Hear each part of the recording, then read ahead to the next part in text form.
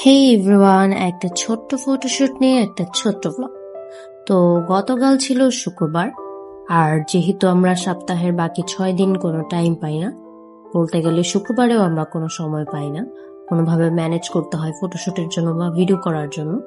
তো কালকে ভাবলাম যে আমরা একটা ফটোশুট করি, কেননা কালকে আমার হাজবেন্ড সেও ফ্রি ছিল, মোটামুটি আমিও ফ্রি ছিলাম, আমাদের তেমন কোনো ব্যস্ততা ছিল না, ওয়েদার ভালো ছিল।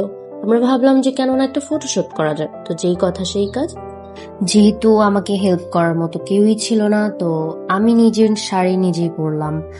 একটু ইউটিউবের হেল্প নিয়েছি, আমার হাজবেন্ড আমাকে কিছুটা হেল্প করে দিয়েছে। কমপ্লিটলি রেডি হয়ে যে আমার হাজবেন্ড আমাকে রেকর্ড করে দিচ্ছিল।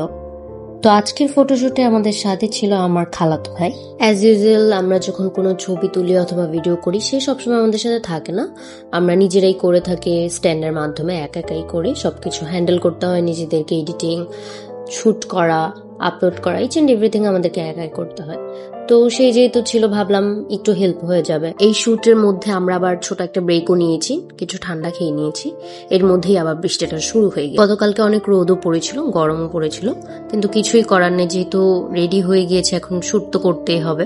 আর আমরা বাইরেও যেতে চাইনি, যেহেতু বাইরে যাওয়া আসা শুট করা একটা সময় সাপেক্ষের ব্যাপার, ওরকম সময় আমাদের কাছে ছিলও না। আমরা ফটোশুট করলাম অনেকক্ষণ এই রোদের মধ্যেই। আমরা অলরেডি ভিডিও আপলোড করেছি একটা, আমার পার্সোনাল আইডিতেও আমি আমার নিজের শুটগুলো আপলোড করব। এই রোদের মধ্যে ফটোশুট করতে করতে হঠাৎ বৃষ্টি শুরু হয়ে গেল। এই যে বৃষ্টির সাউন্ডটা শুনলে হয়তো আপনারা বুঝতে পারবেন যে কি পরিমাণ বৃষ্টি হয়েছে হঠাৎ করে।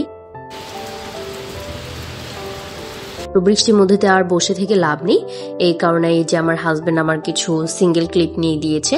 আমরা কয়েকটা ছবি তুলেছি বৃষ্টির মধ্যে, ছাদের মধ্যে আলাদা একটা সাইড এরকম একটা ঘর করা আছে, যেখানে আমরা বসেছি, আড্ডা দিয়েছে, অনেক মজা করেছে, এনজয় করেছে। তো বৃষ্টিটা যখন কিছুটা থেমে এসেছে, হালকা হালকা পড়ছিল, তখন আমরা আবার দৌড়ে গিয়ে 2-3টা ক্লিপ নিলাম।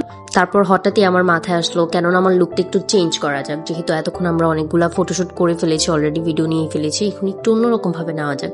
তো আমি ছাদের একটা সাইডে গিয়ে নিজের চুলটা ঠিক করে নিলাম, আর শাড়িটা খুলে অন্য লুকটা নিয়ে নিলাম।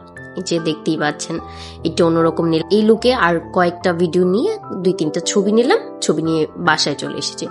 আর এই যে আমার এই মিররের সামনে আমার ছবি না নিলে, ভিডিও না নিলে আমার কখনো কোনো শুট কমপ্লিটই হয় না। আমি যখনই কোথাও বাইরে যাই অথবা হচ্ছে যে সামান্য একটু সাজুগুজু করি, তখনও আমার মিরর পিক নিতে হবে। I love mirror peaks. তো সবকিছু মিলিয়ে এখানেই শেষ করে দিয়েছি। নেক্সট আমরা আরো অনেক কিছু নিয়ে আসবো। Till then, stay with us guys. Thank you.